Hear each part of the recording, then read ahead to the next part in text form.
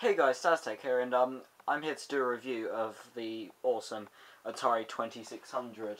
Now, the Atari 2600 was released in Europe in 1978, and I believe it was released as the Atari 2600 CEX or something along those lines. It has a weirder name over here, but more known, it's known as the Atari 2600. And over here in Europe, this is the most common version you get. It's the woody finish one. I haven't seen any of the other versions over here, which is kind of weird. And it's one with the 6 switches. Pretty awesome system. It was the video computer system, as stated just here. I zoom in, but I can't be fucked. It's a great system. Loads of people know it, but surprisingly, a lot of people that I know don't. Like, only a select few do. So let's take a closer look at it.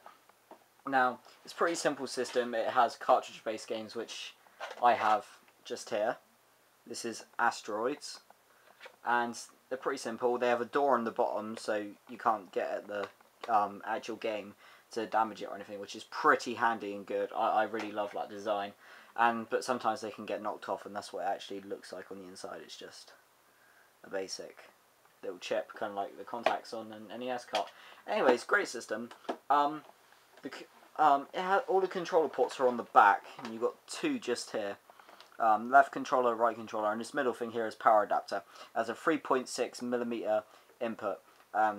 They're hard to get a hold of if you want an official one. It's kind of annoying. People seem to think that the RF cable, wherever it's gone over here, sorry, is wired into the system, this thing here on the other end. It's actually not. While it looks like it, I'll show you again, it's wired in. It's not. On the inside, if you open it up, it's actually plugged in on the inside. So if you want to replace this wire, if it breaks or something, you just have to open up the system. It's pretty simple. It has Phillips head screws on here, and on those are 4 ports around here. You just take that out, unplug it, and find a new one and put it in. They're really basic to find, really easy to find, and pretty simple. So pretty good system. The cables are really long, as is the power adapter. But unfortunately, here's the controller. The controller cords aren't very long at all. This is one end, and it goes to about there. It's probably about 4 feet long. Not that long compared to some other controllers. So what a lot of people have done is to use Mega Drive or Genesis controller as a replacement. This is my Mega Drive controller here. So it's pretty cool. Great system. It has a wide range of games. This is basic programming. Now what you can do is you can use the keyboard controller with this, and you can program your own games, I believe, which is really interesting and awesome. And this is the keyboard controller just here. It's not these two together, they slide together, which is pretty handy. And it's got 2 ports on the end to plug it into the left and right controller slot, so pretty handy. It also had another controller which was used with the Breakout game, which is quite awesome. Breakout, it's everyone knows what Breakout is, but it's pretty much in a nutshell. You're this Pong paddle, and you move along the bottom of the screen. You've got to try and knock the ball back up into the rectangles at the top and try and get rid of them all to win and score as much as possible. It had its own paddles, and this is what they look like. You get 2 paddles with 1 input, so if you could actually play 4-player with this if you had 2 sets of the paddles. Now these are excellently designed. I really enjoy these because you have a button here to serve, and you have the analog turning thing here. So have really precise accuracy with it, which I absolutely love. I love playing Breakout on this thing. So the cartridges, they would plug in like so, and away you go. Pretty much, you got the power switch here to turn it on and off. You have the TV color switch here, so you can change between color and black and white. And I love that this is a European version of it. It spells color the American way, OR instead of OUR. The 6 switch obviously has more than the 4 switch. It has a left difficulty and a right difficulty, and this would change the difficulty depending on who's using the left controller and who's using the right controller. And it has a game select switch. This one's broken, but it's an easy fix. I'm using my spare one to do this review. So yeah, it has a reset button here. These are momentary switches, so like if you push it down, it springs back into place, while the other ones, like, they stay in place when you move them. So I'm going to show some gameplay off as I've done this video up in the corners. You probably would have noticed of some of the games I have. Not basic programming because it's annoying. Possibly Breakout, Space Invaders, and Asteroids, which you all know. Asteroids, wherever I've put it, well, I'll assume it's in the system. I'm such an idiot. Asteroids, I love the cover art on this, by the way. There's two different ones, and I have the awesome one. Is that even a word?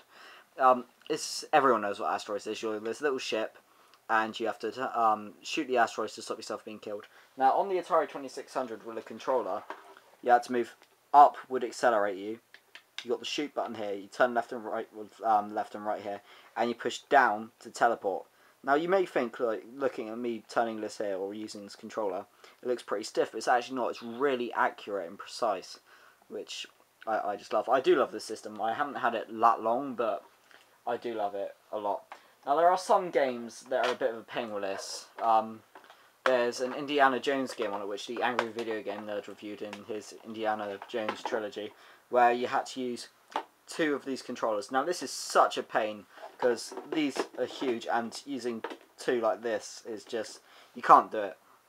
It was second player to control like items and stuff, and the first controller to control Indy, which was just a pain in the ass, and I can't imagine doing that myself.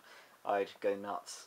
So the controllers are really nicely designed, but there are some gripes with it. I mean, some people might want to use it like one-handed. I know I'm looking a bit derp here using this, but you could use it one-handed depending how you look at it.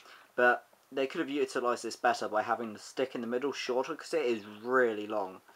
I mean, it's nearly the length of my finger. So if that was shorter, you could easily just have your thumb just about this height and just turn it while using the button.